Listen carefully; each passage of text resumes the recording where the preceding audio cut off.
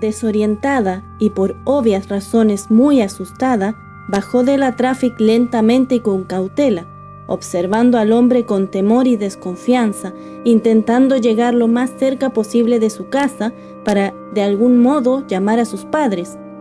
El viejo permanecía sereno, afirmado sobre su camioneta, observando un pequeño, muy viejo y arrugado papel. Esta es ella, esa noche. Fue la última fotografía que le tomamos. Su voz, llena de melancolía, parecía quebrarse en cada palabra. Lucía no sabía qué decir o hacer. Quería saber qué hacía el hombre allí, qué quería, pero no sabía cómo preguntarle sin alterarlo. «Sé que ya lo sabes todo», le dijo. «No era mi intención. Jamás quise descuidarla. Yo la amaba». «Ella lo sabía», le dijo Lucía con voz suave, en lo que le pareció un ridículo intento de empatía, y luego de una breve pero intensa pausa, continuó: «Pero esto no está bien. No es justo culpar a alguien más». Él la interrumpió abruptamente, diciendo que ella no sabía qué era justo y que no entendía. Repetía eso una y otra vez. Sus potentes gritos alertaron a los padres de la muchacha, que salieron inmediatamente para ver qué pasaba. Viéndolo en ese estado, le advirtieron que se marchara inmediatamente o llamarían a la policía.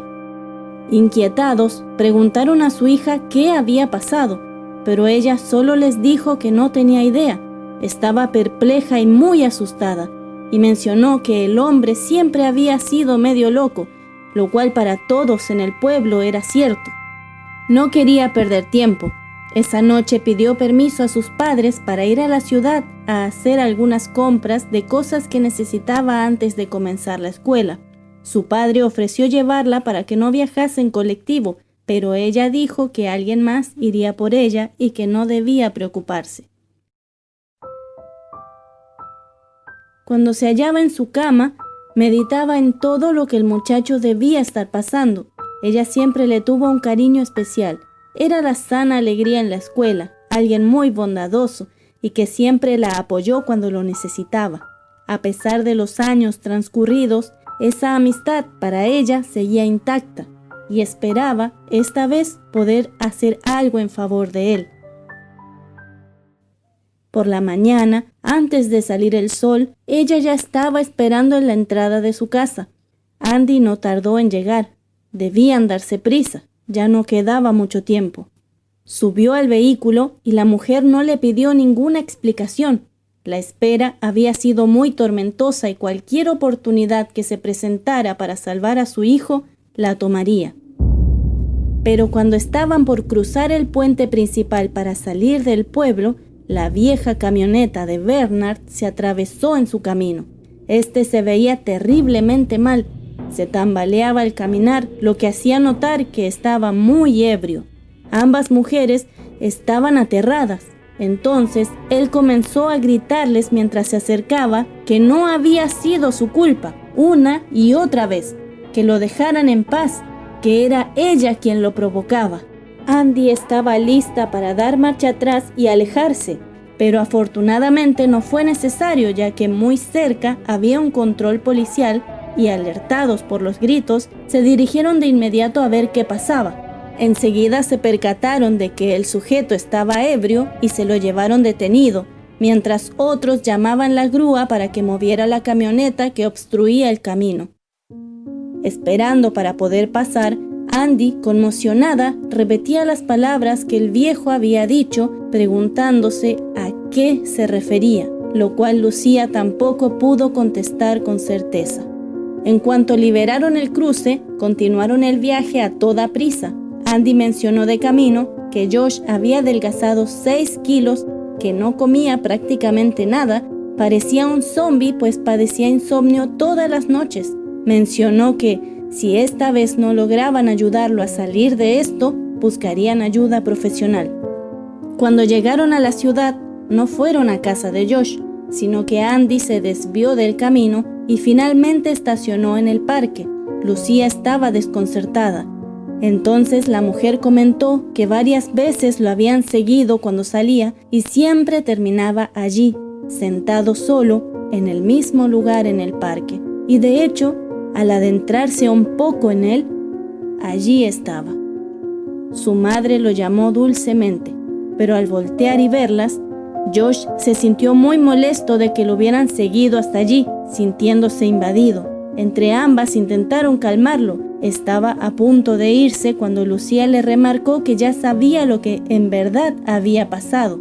Él la vio incrédulo y amenazante, pero se dispuso a escuchar.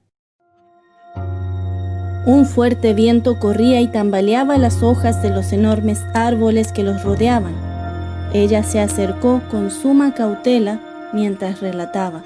Alexandra era una buena persona, pero tenía conflictos, problemas muy serios y decidió afrontarlos de la peor manera. Sé que crees tener la culpa de su trágico final, pero no fue así. Aquella noche de su cumpleaños, todos fuimos a celebrar, pero tú te sentiste descompuesto y te fuiste a la hora de haber comenzado. Se supone que no habría alcohol, pero las juntas de Alex se las ingeniaron para llevarlo escondido. Ella estaba muy ebria, bailando y besando a todo el que se le cruzara. Honestamente no supe en qué momento se escabulló del lugar, seguramente con alguno de los chicos que estaban ahí, y no pudimos hallarla hasta el día siguiente, cuando ya todo había pasado. No la culpo a ella. Estaba deprimida y llena de problemas con su familia, pero si hay un culpable, soy yo. Yo era su amiga y sabía que no estaba bien, sabía que tenía problemas. Yo era una niña ingenua de 13 años y ella era 2 años mayor que yo, y yo la seguía para todos lados. Pero sé que algo podría haber hecho. Así que, Josh, sé que crees que esto se hubiera evitado de haberla acompañado a casa, pero tú no estuviste ahí, y eso jamás pasó. Andy se había llevado ambas manos a la boca. No podía creer que aquella pesadilla que su hijo estaba viviendo se debía a que se sentía culpable de aquella horrible tragedia. ¿Cómo su hermana había podido hacerle creer algo así? En ese momento, Josh sintió cómo literalmente el peso se desvanecía de sus hombros y la opresión se despegaba de su pecho, liberándolo. Preguntó muy conmocionado y en repetidas ocasiones si aquello era cierto, a lo que su madre añadió que Leila había sido una mujer muy cruel con su hija. La maltrataban no solo física, sino emocionalmente. Habían hecho denuncias, pero en aquel entonces, y más en aquel pueblito perdido, la justicia dejaba mucho que desear. También le dijo que ella se había preocupado en mantenerlo exento de todos los conflictos que hubo en la familia. En otras palabras, no permitió que los desastres lo afectaran, y él desconocía absolutamente las circunstancias que atravesaron en aquel tiempo. Y concluyó diciendo que todos tenían responsabilidad y culpa de lo sucedido, excepto él. Josh comenzó a llorar. Finalmente lo estaba soltando. Definitivamente el ahogo desaparecía de su pecho y sentía que por fin podía volver a respirar. Sentía que era libre de toda culpa. Más tarde aquel día, Josh y Lucía conversaban juntos en el jardín de la casa. Él le contó detalladamente cómo empezó todo y cómo se había estado sintiendo durante todo ese tiempo. Ella le respondió que la tragedia tenía más historia que la que le habían contado y que no siempre todo es lo que parece. Intrigado, él preguntó si a ella no le había aparecido aquel fantasma de culpa, a lo que ella respondió que solo un par de veces. Por la tarde, Andy llevaba a la muchacha de regreso a su casa, preocupada de que tuvieran problemas con Bernard y Leila por haberse entrometido. Lucía le dijo que le contaría todo a sus padres y seguramente también se marcharían de aquel lugar, pues hace tiempo que querían hacerlo. Aquella familia se las había ingeniado para cubrir de oscuridad aquel pequeño y alejado pueblo. Mientras observaba el paisaje de la carretera y los cerros rodeándolas, Lucía recordó a la pobre Alex, pero ella no había sido completamente honesta con Josh. Aquella noche del suceso, en cuanto notó que habría alcohol y las cosas se salían de control, Lucía decidió marcharse a su casa, diciéndole a su amiga que eso no estaba bien. A pesar de que Alex la amenazó para que no dijera nada, ella lo contó a sus padres, quienes llamaron a Bernard para avisarles lo que estaba pasando. Él había dicho que iría a buscarla, pero al parecer también estaba muy ebrio. El caso quedó sin resolver. Por la noche, al claro de luna, Lucía se acercó a su ventana. El cielo estaba estrellado y en el aire se podía respirar un alivio de paz. Inmediatamente, a lo lejos, observó una silueta de mujer parada viendo hacia ella. Sabía quién era y no sentía temor. Comenzó a decirle: «Lamento mucho lo que te pasó. No merecías nada de ello. Muchas veces intenté ayudarte de la forma que sabía, aconsejarte y alejarte de los que te hacían daño, y tú no quisiste. Esa noche elegiste pasarla del modo que tú querías, con alcohol, drogas y malas juntas. Lamentablemente fue una terrible elección y el resultado fue fatal.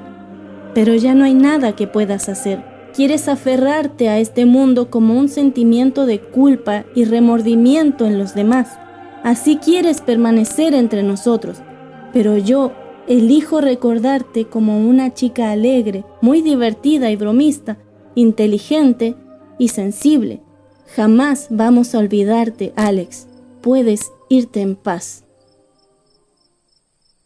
Esa noche, por fin, Josh pudo conciliar un profundo y muy placentero sueño como hacía mucho tiempo no tenía, recuperándose por completo de aquel horrible sentimiento oscuro que lo poseía. Para que la culpa lo dejara, alguien más la había tomado en sus propias manos. Pero ella sabía cómo lidiar con eso.